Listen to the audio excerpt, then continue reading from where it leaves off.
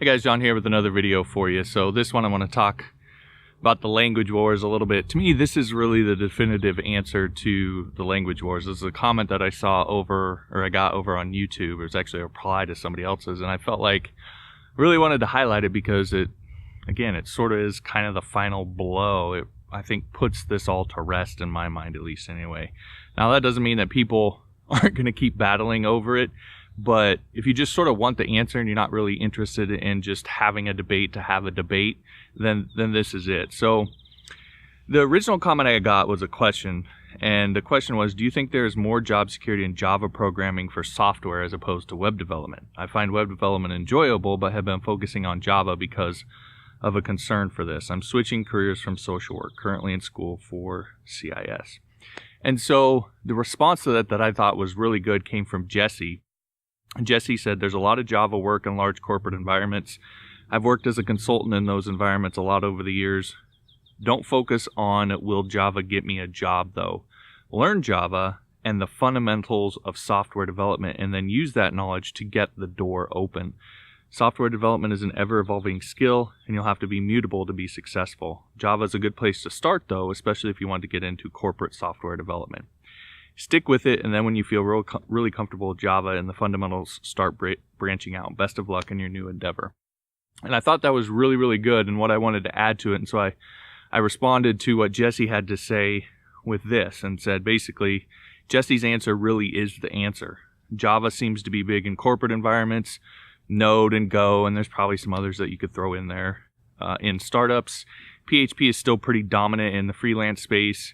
You know, people love to debate which language is better or will get you more work, but it really depends what you're doing and what sector of the industry you want to work in and how adaptable you want to be. So for example, I've never wanted to work in a corporate environment for a startup, and I haven't. I have no desire to do that.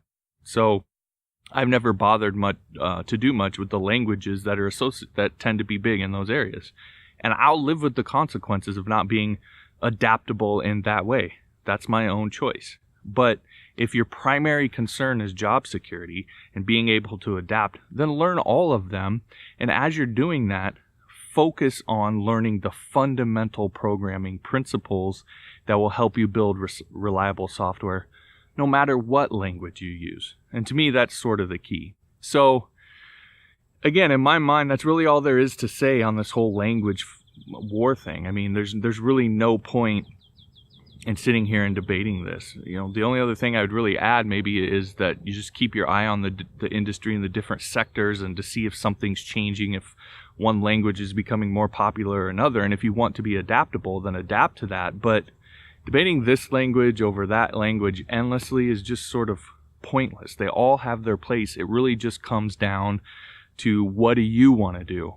What sector do you want to be involved with? And again, for me, as a freelancer, PHP is still pretty dominant. There's plenty of work to be had as a freelancer with PHP, and so I'm fine with just sticking to that and doing that. So again, you have to decide what you want to do, and there's no need to sit there and debate the mouth breathers endlessly.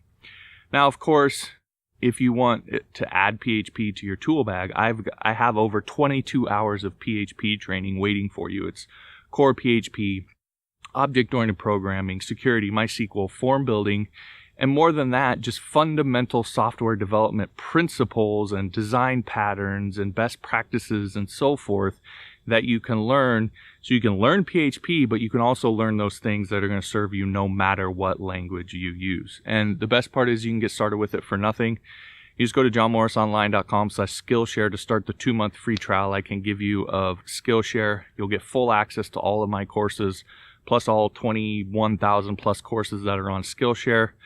Go through my courses in that 2 months, you know, really dig into them and learn that stuff. And then if you want, you can cancel anytime before the 2 months is up and you never pay a penny. So it's a really simple way to get started and add PHP to your tool bag, but only if you're willing to put in the work, only if you're willing to get in there and grind through it and do it. So if not, then I would just say don't enroll because it's really not going to work out for you.